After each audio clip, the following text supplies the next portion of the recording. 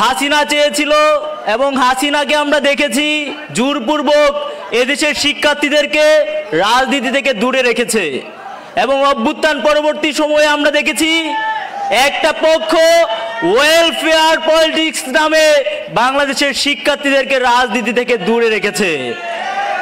আমরা পরিষ্কারভাবে বলতে চাই, একটা ছাত্র সংগঠনের কাজ কোনো হলে ফিল্টার দেওয়া নয়। একটা ছাত্র সংগঠনের কাজ বাংলাদেশের প্রত্যেকটা শিক্ষার্থীদের জন্য, বাংলাদেশের জন্য, বাংলাদেশের মানুষের অধিকার আদায়ের জন্য কথা বলা, অধিকার আদায় করে বাংলাদেশের মানুষকে নিশ্চিত করা এবং তারা যেন বাংলাদেশের জন্য কাজ করে, বাংলাদেশের মানুষের জন্য কাজ করে, সেইটাই দেশের মানুষ প্রত্যাশা করে। ওয়েলফেয়ার পলিটিক্স প্রত্যাশা করে না। পলিটিক্যাল করা হয়েছে অভ্যুত্থানের পরবর্তী সময়ে, অভ্যুত্থানের পূর্ববর্তী সময়ে দেশের মানুষকে পলিটিক্যাল করে রাখা হয়েছিল, যেটা আমরা বাংলাদেশের ছাত্র জনতা, আমরা যারা নতুন ছাত্র রাজনীতিতে এসেছি, আমরা সেইটা আর হইতে দিব না। আমরা এই বাংলাদেশে নতুন রাজনীতি, নয়া যে রাজনৈতিক বন্দোবস্ত আমরা বলে এসেছি বাংলাদেশ পন্থা। যারা এদেশে বাংলাদেশ পন্থার রাজনীতি করবে তাদের সাথে আমাদের সখ্যতা থাকবে, তাদের সাথে আমাদের বোঝাপড়া থাকবে। কিন্তু যারা এদেশের মানুষকে সার্ভ করবে না, দেশের মানুষের কথা বলবে না, যারা দিল্লির এজেন্ডা বাস্তবায়ন করতে চাইবে, যারা পিন্ডির এজেন্ডা বাস্তবায়ন করতে চাইবে, তাদের সাথে আমাদের কোনো সখ্যতা থাকবে না। যারা এই বাংলাদেশের মানুষের রাজনীতি করবে, এই বাংলাদেশের মানুষের অধিকার আদায়ের জন্য কথা বলবে, তিস্তা পারের মানুষের কান্না নিয়ে কথা বলবে, তাদের জন্য আমরা কথা বলবো, তাদের সাথে আমরা থাকবো। প্রিয় সহযোদ্ধা, অভ্যুত্থান পরবর্তী সময়ে এই অভ্যুত্থানের নেতাদেরকে বিভিন্নভাবে ফ্রেমিং করা হয়েছে।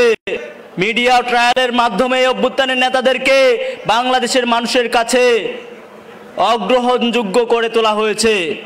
এখানে তো বাংলাদেশের প্রত্যেকটা জায়গা থেকে মানুষ এসেছেন, আমার নামে বিভিন্ন রিউমার ছড়ানো হয়েছে। আজকে বাধ্য হয়ে সেই কথাগুলা বলতে হচ্ছে।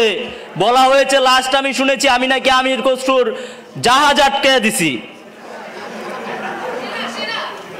আমির খসরু বিএনপি নেতা আমির খসরুর জাহাজ আমি আটকে দিছি, আবার একটা না 4টা জাহাজ আটকে দিছি। প্রিয় সহযোদ্ধা, আপনারা তো দেশের বিভিন্ন জায়গা থেকে এসেছেন, আপনাদের কাছে কি আমার বিরুদ্ধে কোনো স্ক্রিনশট, কোনো অডিও, কোনো ভিডিও, কোনো প্রমাণ আছে? যদি থাকে আপনারা দেন, আমি এখানে জবাব দিয়ে যাব।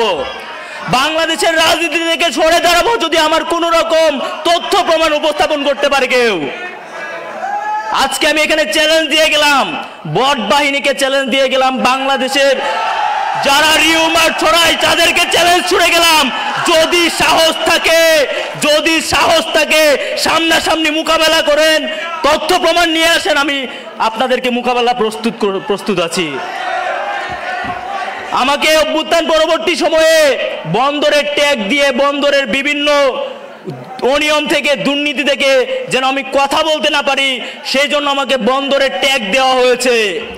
ডিজিএফআই এর মিডিয়া থেকে আমার বিরুদ্ধে লিখালিখি করা হয়েছে, বলা হয়েছে বিকাশে নাকি 91 লাখ টাকা লেনদেন হয়েছে। পার্সোনাল বিকাশে কি 91 লাখ টাকা লেনদেন হয়? আমরা পরিষ্কারভাবে বলতে চাই, মিডিয়া ট্রায়াল করে, ফ্রেমিং করে অভ্যুত্থানের নেতাদেরকে থামায় রাখা যাবে না। রাজনীতি একদিনের না, রাজনীতিতে শেষ বলতে কোনো শব্দ নাই, এটা আমি বিশ্বাস করি। পরিষ্কারভাবে বলতে চাই, যদি হেডম থাকে তাহলে তথ্য প্রমাণ নিয়ে সামনে আইসেন, লীগের চেলাপেলাদের মতো কমেন্ট বক্সে ঘেউ ঘেউ কইরেন না। প্রিয় সহযোদ্ধা, আমাদেরকে এইভাবে বাংলাদেশের রাজনীতি থেকে সরিয়ে দেওয়ার চেষ্টা করা হবে।